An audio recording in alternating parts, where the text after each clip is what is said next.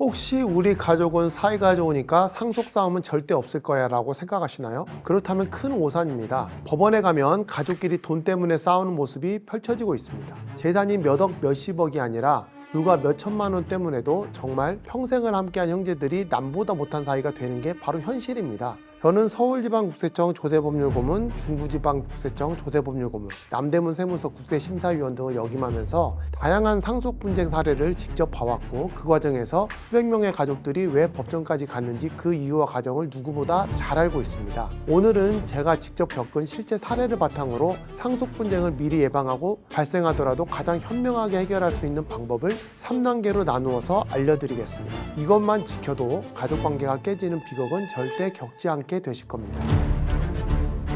상속 분쟁 해결을 위한 완벽한 단계별 가이드, 지금부터 시작하겠습니다. 첫 번째 단계, 예방입니다. 가족 간 상속 분쟁을 막는 가장 좋은 방법은 처음부터 싸움의 씨앗을 만들지 않는 겁니다. 상속 문제가 생기면 많은 분들이 법정 싸움을 떠올리지만 사실 처음부터 제대로 준비만 하면 가족 간 법정 다툼은 얼마든지 피할 수 있습니다. 제가 실제 상속 분쟁 사건을 다루면서 느낀 건 대부분의 싸움의 원인은 바로 불투명한 재산 분배에 있다는 것이었습니다. 부모님 세대에서 조금만 더 신경 써서 준비해 주셨다면 자녀들이 법정에서 싸울 일 자체가 없었을 텐데 그러지 못했던 것입니다. 그렇다면 과연 어떻게 준비해야 할까요? 바로 다음의 세 가지를 꼭 기억해 주세요. 1번은 유언장입니다. 유언장은 부모님의 명확한 뜻을 전달할 수 있는 최고의 도구입니다. 간혹 부모님께서 우리 아이들은 사이가 좋아서 알아서 잘 나눌 거야 라고 생각하시는 경우가 있는데요. 실제로 그런 집안도 결국 법정에 가서 싸우게 되는 결과를 저는 너무 자주 봤습니다. 유언장을 통해 재산 분배를 미리 확실히 정리해 주시면 자녀들이 나중에 서로 오해하거나 불신할 일이 크게 줄어듭니다. 물론 주의할 점은 유류분입니다. 법적으로 자녀나 배우자는 최소한의 몫을 받을 권리가 있고 그 몫에 미치지 못하는 재산을 분배받는다면 결국 소송을 제기해서 상속 분쟁이 일어나기 때문에 유언장의 한쪽으로 과도하게 치우치지 않도록 공정성을 유지하는 게 중요합니다. 2번,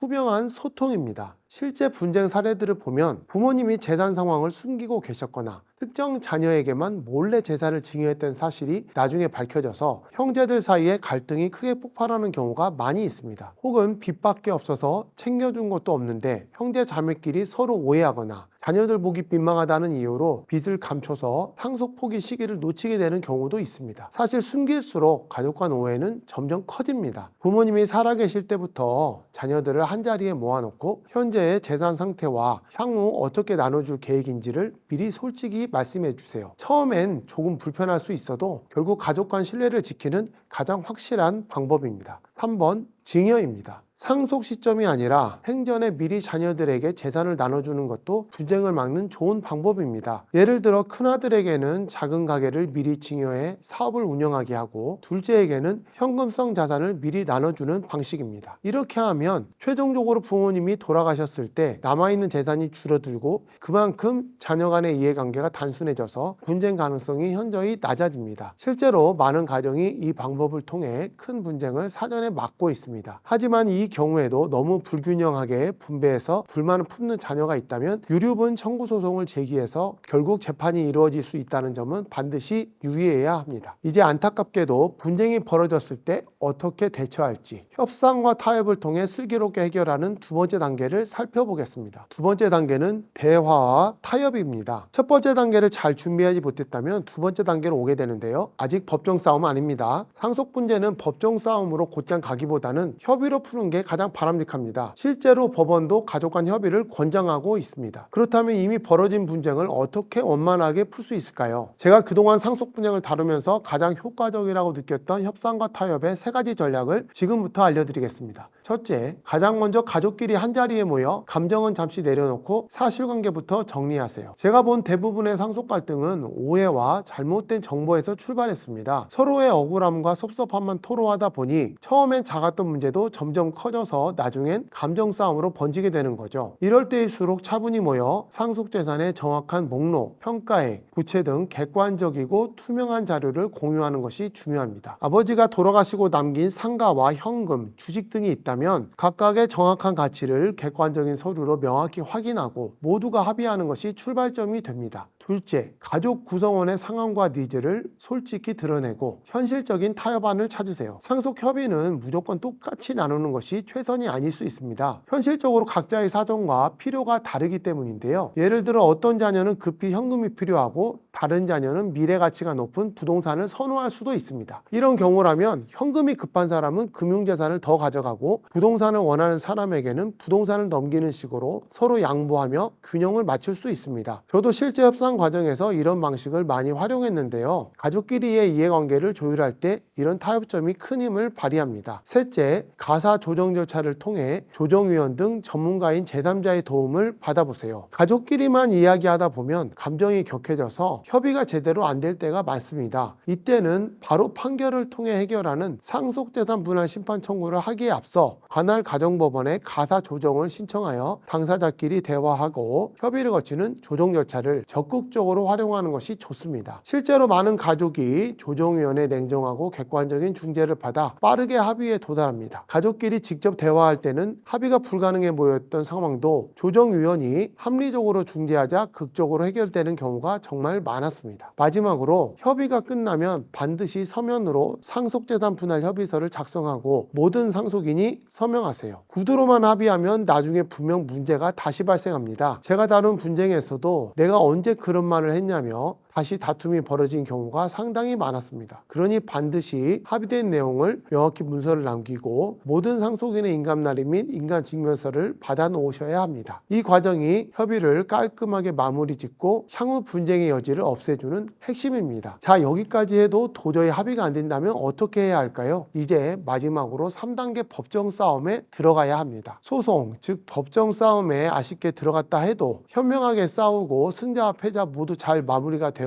하겠죠. 이 또한 세 가지로 나눠서 설명드리겠습니다. 먼저 협의가 안 된다면 법원에 상속재산 분할 심판 제기를 고려하시기 바랍니다. 상속재산 분할 심판이란 협의를 실패했을 때 법원이 직접 나서서 유산을 공정하게 나눠주는 제도입니다. 자녀 간의 분쟁이 너무 심해 가족끼리 대화조차 힘든 상태라면 빠르게 심판 절차를 신청하는 게 낫습니다. 법원은 기본적으로 법정 상속분에 따라 재산을 분할하지만 당사자들이 생전 부모님께 특별히 기여했다는 사정들을 주장하면 이를 받아들여 상속분을 더해주기도 하고 생전에 물려받은 재산이 상속을 미리 받은 것으로 보아야 하는지에 대해서도 판단해 줍니다. 감정에 개입이 없는 현명한 제3자가 대신 결론을 내려주는 것이죠. 중요한 점은 심판 신청은 상속 개시 이후 언제든지 가능하지만 오래 끌면 재산 변동이나 가족관계 악화, 증거가 없어지는 등의 문제로 손해가 커질 수 있기 때문에 최대한 빨리 하는 게 현명합니다. 그 다음으로 고려할 부분은 유류분 반환 청구 소송입니다. 실제로 제가 처리한 사건 중 상당수가 바로 이 유류분 문제였는데요. 부모님이 살아계실 때 특정 자녀에게만 재산을 몰아주거나 유언장을 작성할 때 다른 형제의 몫을 지나치게 줄인 경우가 많습니다. 이럴 때 억울한 자녀는 법적으로 보장된 최소한의 몫을 청구할 권리가 있습니다.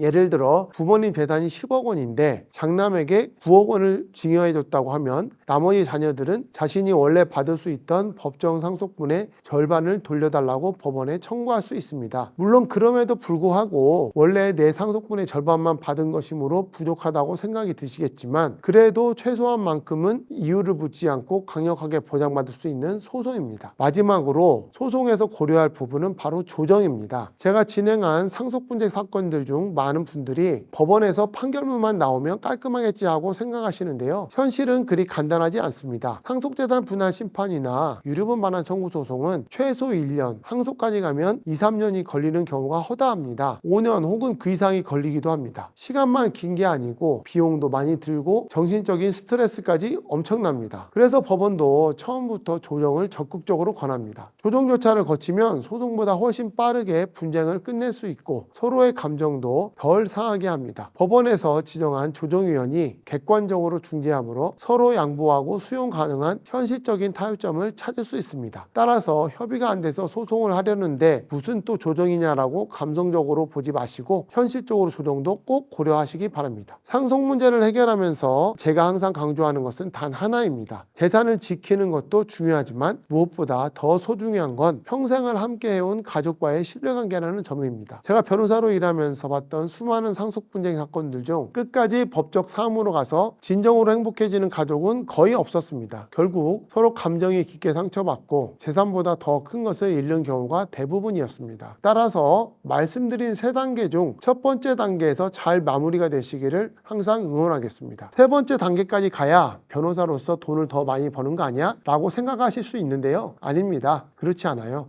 이 가족들의 감정 싸움은 변호사인 저에게도 힘든 일입니다. 그리고 이 싸움은 말씀드렸듯이 언제 끝날지도 모릅니다. 수년 동안 끝나지 않고 지속되는 상속 분쟁은 변호사인 저에게도 커다란 짐이 됩니다. 아직 법정 싸움이 시작도 안 됐는데 뭔 변호사냐라고 많은 분들이 잘못 생각하시는데요. 첫 번째 단계에서부터 전문가의 도움을 받으면 싸움 자체가 일어날 확률이 적어집니다. 소모되는 감정과 시간을 줄일 수 있습니다. 이런 문제로 저를 찾아오신다면 상속 마스터로서 여러분께 여러분의 가족이 싸움 없이 서로 좋은 관계로 남을 수 있도록 돕겠습니다. 법무법인 시완의 상속 마스터 정재환 변호사였습니다. 감사합니다.